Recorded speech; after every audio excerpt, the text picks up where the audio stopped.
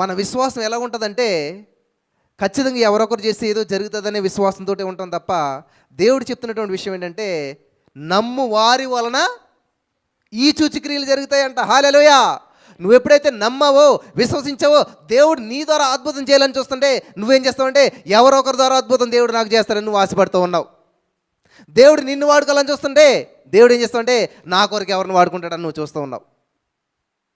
నా జీవితకాలం అంతా ఇలా గడిపినప్పుడు ఏ అద్భుతాన్ని నేను చూడలేదు, ఏ కార్యం నేను పొందుకోలేదు. ఎప్పుడైతే దేవా నన్ను వాడుకుంటున్నందుకు వందనాలు, ఆమేన్, హల్లెలూయా. ఇక్కడ సమూయేలుని దేవుడు పిలుస్తుండేనంట, ఎవరినో అనుకున్నాడంట. సమూయేలుని దేవుడు పిలుస్తుంటే ఆయన వింటున్నాడు కానీ అర్థం చేసుకోవట్లేదు. ఈరోజు చాలామంది దేవుని వాక్యం వింటున్నారు కానీ అర్థం చేసుకోవట్లేదు. ఇక్కడ యోబుని చూస్తే మనం చాలా విషయాలు నేర్చుకోవాలన్నమాట.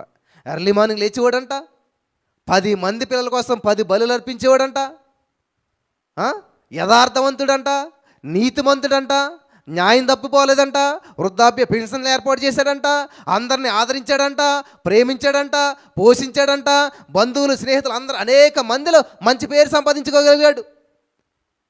మరి ఇంత చేయడానికి కారణం ఏంటంటే అతడు దేవుడి యందు భయభక్తులు నిలపడానికి కారణం ఏంటంట, ఏ బైబిల్ చదువుడైనా, ఏ పాస్టర్ గారు ఆయన ఎంకరేజ్ చేశాడు, ఏ గురువు గారు ఆయనకు ఉన్నాడు అంటే ఎవరు లేడంట. మరి ఎలా గొప్పవాడయ్యాడు?